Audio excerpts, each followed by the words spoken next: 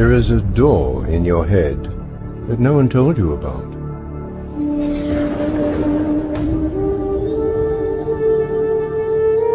It is the door through which we enter into life. When I was first learning Ayurveda, the hardest concept for me to understand was, what is ether? And it wasn't until I started really studying the science of sound that it finally dawned on me what ether is. We have this medium in space that is filled with this substance called ether, or Akash in Sanskrit. It's this medium that connects absolutely everything in the universe. We are all swimming in it. We're all connected to it. And it propagates vibration. It propagates waves. It's like the internet system for the entire cosmos. And sound is its language, meaning if you want to communicate with everything, everywhere, you do that through vibratory sound codes that can be transmitted through ether. It's been discovered in the laboratory that intention does have physical effects.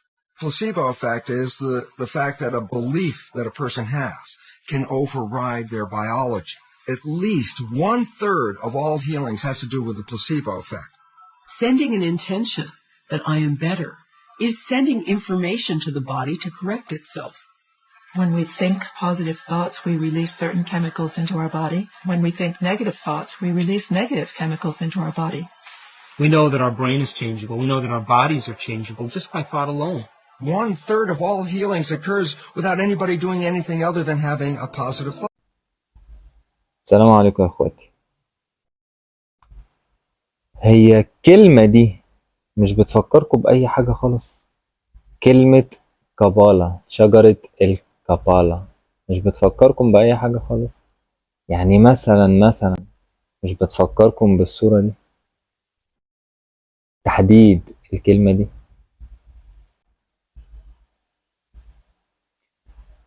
وانا بالصدفة بدور عن سيث، لقيت ان قبل موت ادم علم سيث بعض العلوم اللي يقال انها محرمة.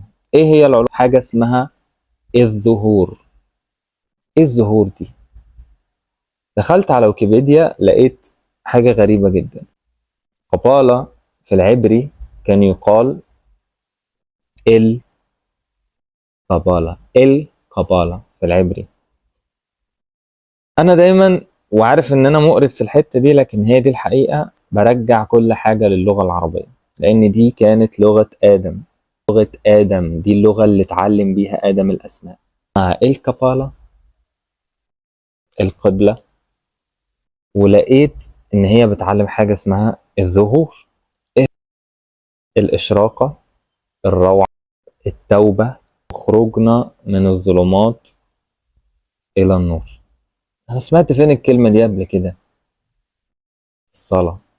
فالصلاة موجودة من ايام سيدنا ادم. الصلاة هي التشاكرا، شجرة الكابالا او القبلة هي الصلاة، هي الظهور، هي شجرة الكابالا. كل ده الصلاة. دايما ربنا سبحانه وتعالى بيخلي الصلاة السبيل ان احنا ننور قلوبنا، ننور روحنا. وده موجود في تعليم القبالة، موجود في الديانة الإبراهيمية، موجود في ديانة سيدنا موسى، موجود في كل الكتب السماوية. فالصلاة أهم حاجة تنور بيها عقلك وروحك وقلبك. ليه؟ لأن ده لربنا سبحانه وتعالى هيخلي بيه حياتك مليانة إشراقة، بيتوب عليك، ما بيغضبش عليك سبحانه وتعالى، بيهديك الهداية الصح، يخليك على الصراط المستقيم.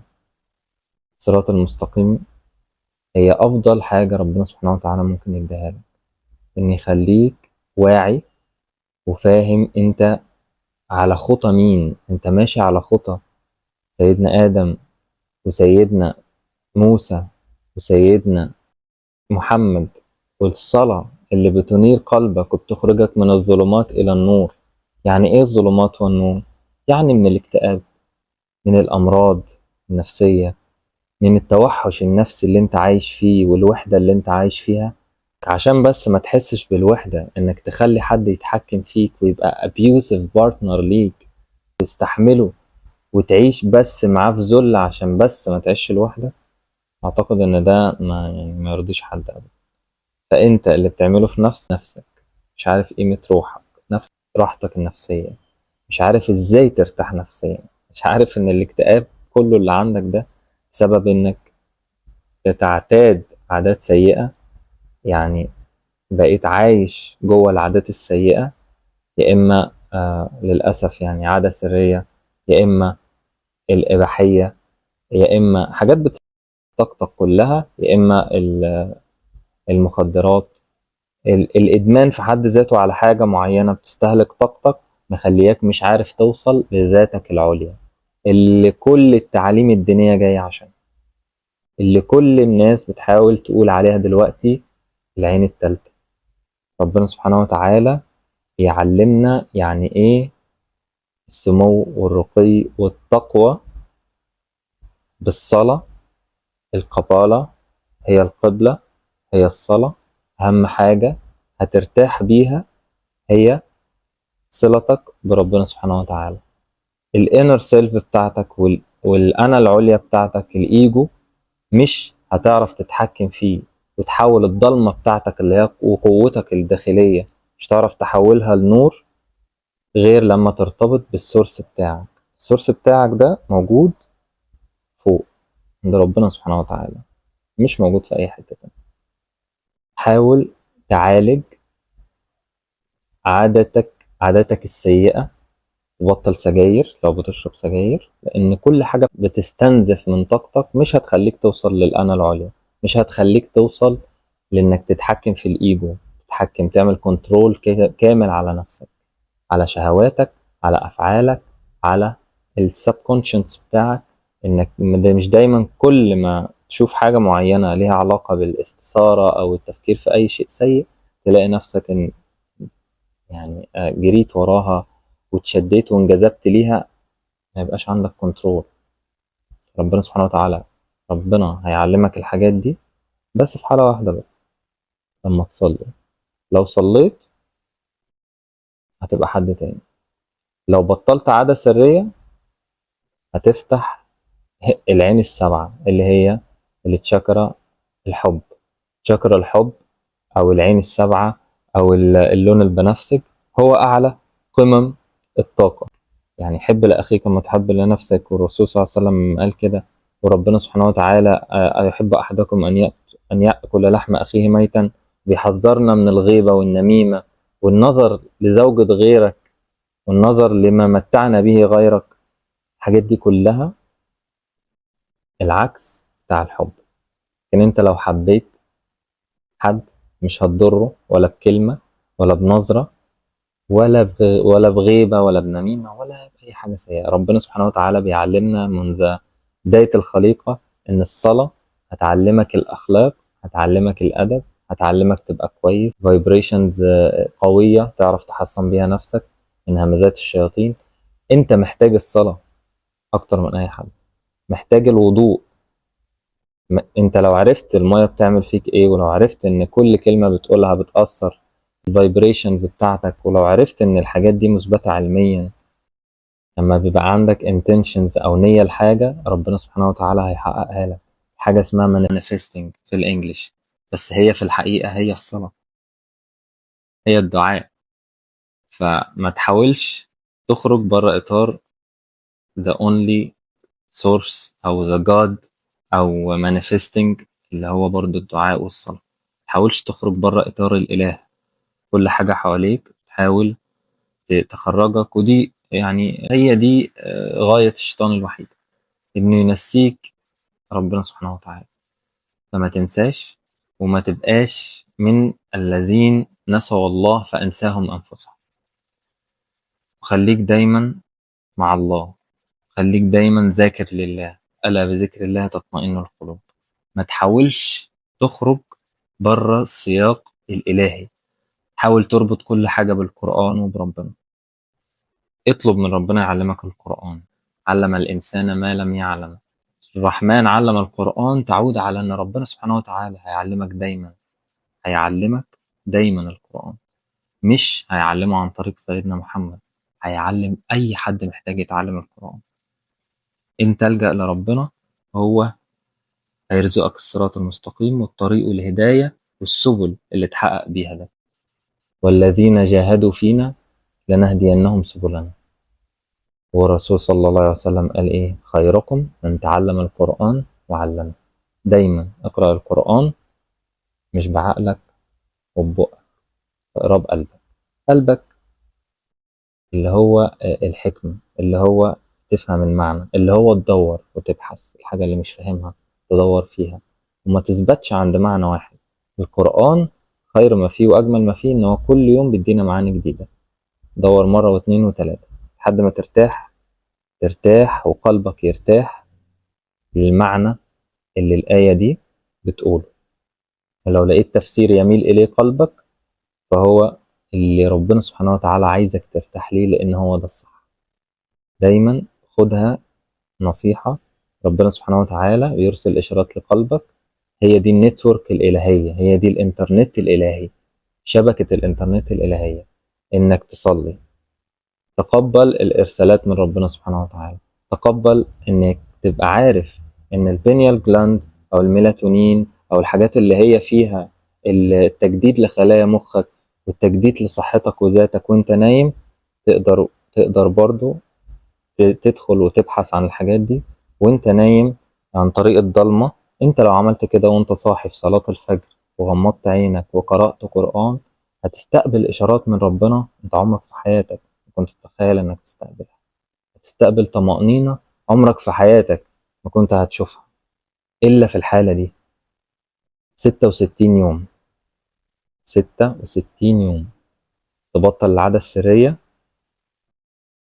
يعني تواظب على الصلاة. انت صدقني هتلاقي بني آدم تاني خالص.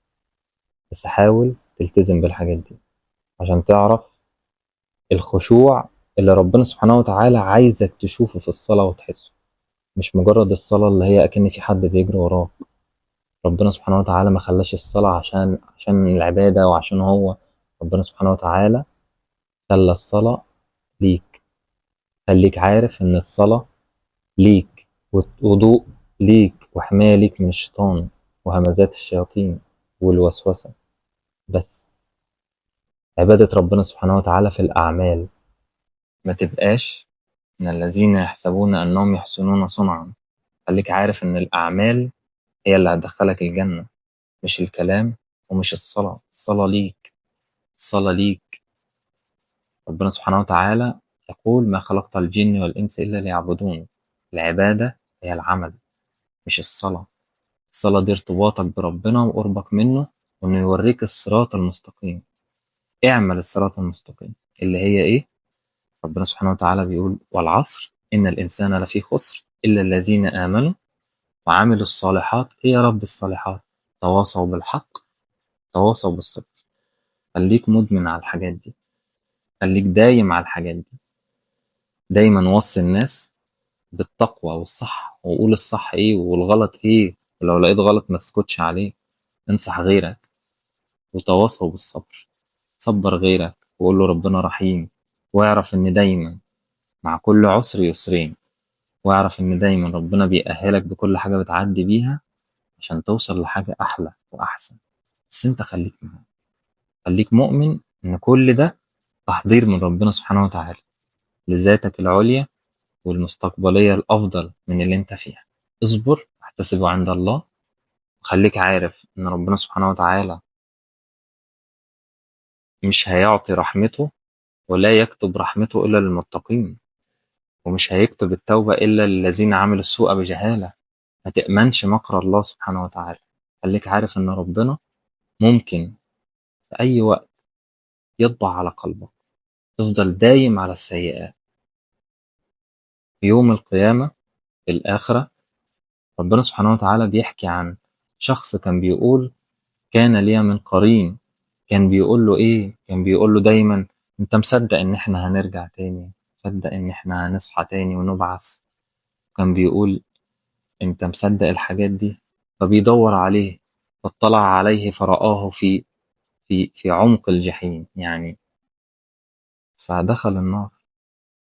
فقال كدت إنك كدت لترديني، يعني أنت كنت خلاص كلامك هيأثر فيا، كنت زماني دلوقتي في النار معاك. الحمد لله اللي بينجينا بالصراط المستقيم، واللي بيخلينا ما نأمنش مكره ونفضل على الصراط المستقيم وما نحدش عنها. اللهم لا تزغ قلوبنا بعد إذ هديتنا وهب لنا من لدنك رحمة إنك أنت الوهاب.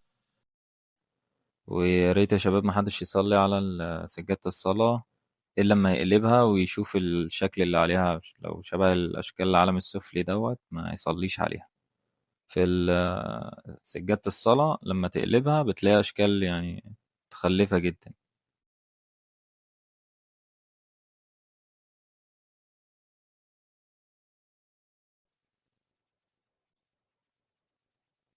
الأفضل من كده إنك تحاول تدور على سجادة فيها من الأسفل شكل الزهور ده، لأن هو ده يعني يدل على الفلاح أو الصلاح والثمار وكده من الصلاة. عرفتوا بقى يا شباب الزهرة الموجودة على القرآن من برا دي بتاعت إيه؟ الحمد لله، إذا كان في توفيق في شيء فمن الله، وإن كان في خطأ أو نسيان فمني. وربنا يحفظكم واشوفكم دايما بخير، وشكرا بجد على كل حد بيتفرج، حتى لو واحد، والله حتى لو واحد هو واحد بس يعمل لايك. انا بالنسبه لي ده انا اللي هعمل فيديو عشان الواحد ده. جزاك الله خير والسلام عليكم. الفيديو اللي جاي ان شاء الله نتكلم عن اخناتون وايه علاقته بعين الاله او مكان عرش الرحمن في السماء ان شاء الله، وايه علاقته بنجمة بولاريس.